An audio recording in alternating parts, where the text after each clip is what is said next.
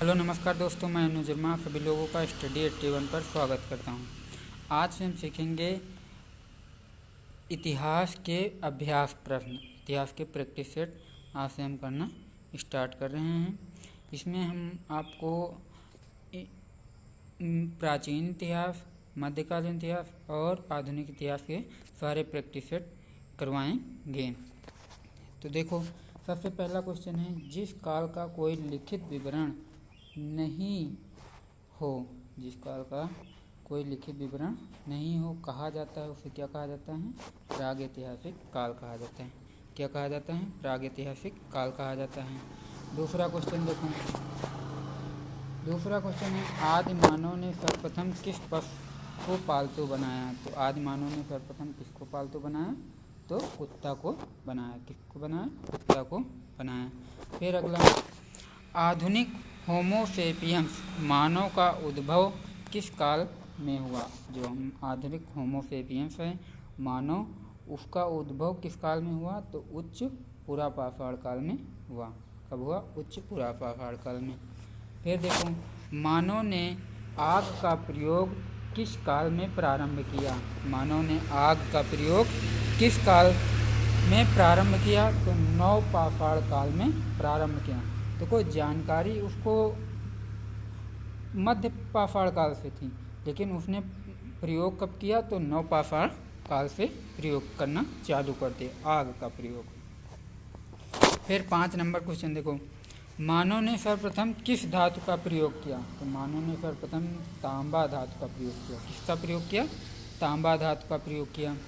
मानव द्वारा उपयोग में लाई गई पहली फसल कौन थी? मानव द्वारा उपयोग में लाई गई पहली फसल गेहूँ थी, लेकिन जो सबसे पहली फसल उपयोग में लाई गई गेहूँ थी, और लेकिन उगाई कौन गई थी हमारी? तो जौ उगाई गई थी। कौन उगाई गई थी? तो जौ सबसे पहले फसल हमारी जौ उगाई गई थी, लेकिन उपयोग में कौन सी लाई गई फसल? तो गेहूँ लाई गई। मानव खाद्य पदार्थों का उत्पादक एवं उपभोक्ता कब बना?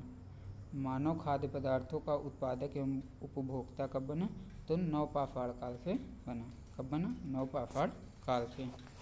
फिर 8 नंबर देखो, निम्न में से कौन पुरातत्वविद हड़प्पा के उत्खनन से संबंधित है? हड़प्पा के उत्खनन से कौन संबंधित है?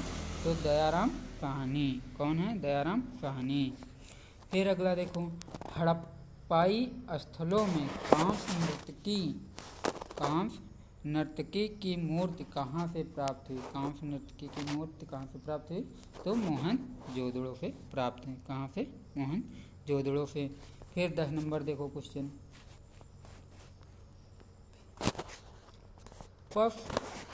प्रसिद्ध पशुपति की मोहर कहाँ से मिली है?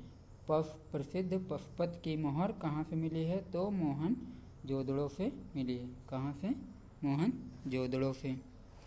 सिंधु सभ्यता में गोदीवाड़ा का साक्ष्य कहाँ से प्राप्त हुआ है? तो सिंधु सभ्यता में गोदीवाड़ा का साक्ष्य हमारा कहाँ से मिला है? तो ये लोथल से मिला है। कहाँ से? लोथल से। सिंधु सभ्यता में विशाल स्नानागार कहाँ से प्राप्त हुआ है? तो मोहनजोदड़ो से। विशाल स्नानागार, विशाल अन्नागार, ये सारे कहाँ से प्राप्त हैं? तो मोहनजोदड़ो से। पुरातत्ववेत्ता सिंधु सभ्यता की सर्वमान्य तिथि क्या बताई? जो पुरातत्ववेत्ता हैं, जो पुरातत्व के वैज्ञानिक हैं, उन्होंने सिंधु सभ्यता की सबसे मान्य तिथि, सबसे सर्वमान्य तिथि क्या बताई है?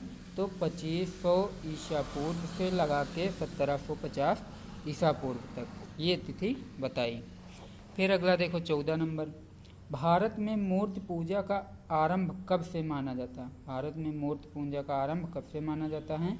तो सिंधु सभ्यता से माना जाता है। कब से? सिंधु सभ्यता से। ऋग्वैदिक आर्य किसकी पूजा करते थे? जो ऋग्वैदिक आर्य थे वो किसकी पूजा करते थे? तो प्रकृति की पूजा करते थे। प्रकृति की पूजा करते थे ऋग्वैदिक आर्य। आर्य भारत में सबसे पहले कहाँ बसे? तो आर्य भारत में सबसे पहले कहाँ बसे? तो सप्त सैंधव प्रदेश में। कहाँ? सप्त सिंधु प्रदेश में। आर्यों का मूल निवास स्थान था। आर्यों का मूल निवास स्थान क्या था? तो एशिया माइनर था। क्या था? Asia minor. प्रसिद्ध गायत्री मंत्र किस वेद में है? प्रसिद्ध गायत्री मंत्र किस वेद में है? तो ऋग्वेद में है। ऋग्वेद में है। सत्यमेव जयते उक्ति कहाँ से ली गई? सत्यमेव जयते उक्ति कहाँ से ली गई है? तो मुंडोक उपनिषद से ली गई है। कहाँ से? मुंडोक उपनिषद से ली गई है। फिर अगला देखो 20 नंबर क्वेश्चन। ऋग्वेद का नववा मंडल सॉरी निम्न में से किस एक को ही समर्पित सूक्तों का संग्रह है? जो ऋग्वेद का नववा मंडल है वो किसको समर्पित है? तो सोम को समर्पित है। किसको? सोम को। फिर अगला देखो 21 नंबर क्वेश्चन। निम्न में से प्राचीनतम वेद कौन सा है? निम्न में से प्राचीनतम वेद हमारा ऋग्वेद है। सबसे पुराना वेद हमारा ऋग्वेद है और सबसे नया वेद अथर्ववेद है। उत्तर वैदिक काल में इंद्र का स्थान किस देवता को मिला? उत्तर वैदिक काल में इंद्र का स्थान किस देवता को मिला? तो प्रजापति को मिला। किसको मिला? प्रजापति को मिला। 23 नंबर देखो। किस वेद की रचना गद्य एवं पद्य दोनों में की गई है? किस वेद की रचना गद्य एवं पद्य दोनों में की गई है? तो यजुर्वेद की रचना गद्य एवं पद्य दोनों में की गई। पाटलिपुत्र नगर का संस्थापक कौन था? तो उदयन था। कौन था? उदयन था। हर्यक वंश के किस शासक की उपाधि कुड़िक थी? जो हर्यक वंश चला हमारा उसमें किस शासक की उपाधि हमारी कुड़िक थी? कुड़िक किसे कहा जाता था? तो अजातशत्रु को कुड़िक कहा जाता था। सिकंदर के समय मगध पर किसका शासन था? सिकंदर के समय मगध पर किसका शासन था?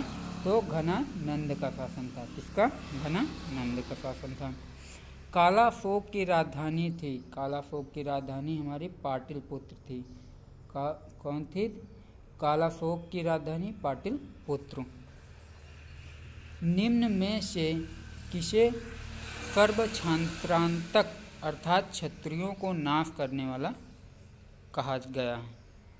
तो किसे कहा गया है? महापद्म नंद को। किसे? महापद्म नंद को कहा गया। सिकंदर कहाँ का शासक था? तो सिकंदर मकदूनिया का शासक था। कहाँ का शासक था सिकंदर? मकदूनिया का। 30 नंबर देखो। सिकंदर और पोरस के बीच प्रसिद्ध बितस्ता या झेलम का युद्ध, जिसको हाइडेस्पीच का युद्ध भी कहते हैं, कब हुआ था? सिकंदर एवं पोरस के बीच बितस्ता या झेलम का युद्ध कब हुआ था? तो 326 ईसा पूर्व में। कब हुआ था? 326 ईसा पूर्व में। अगर आप लोगों को मेरा वीडियो अच्छा लगा हो तो प्लीज़ इसको लाइक करें, सब्सक्राइब कर लें और वीडियो को अंत तक देखें, तभी समझ में आएगा। अगर बीच में 1-2 मिनट देख रहे हो तो समझ में नहीं आएगा, तो वीडियो को अंत तक देखें। और वीडियो को शेयर ज़रूर से कर दें, लाइक भी कर दें ज़रूर से, और दूसरों को भी बता दें कि हाँ, निःशुल्क आपकी पढ़ाई हो रही है। स्टैटिक जीके के माध्यम से आप लोग अभी इस समय जो वैकेंसी निकले हैं, SSC GD की निकली हैं और सीटेट में फॉर्म भरे जा रहे हैं, तो इन सभी परीक्षाओं के लिए ये उपयोगी है। और बेल आइकन का बटन ज़रूर से दबा दें। Thank you so much.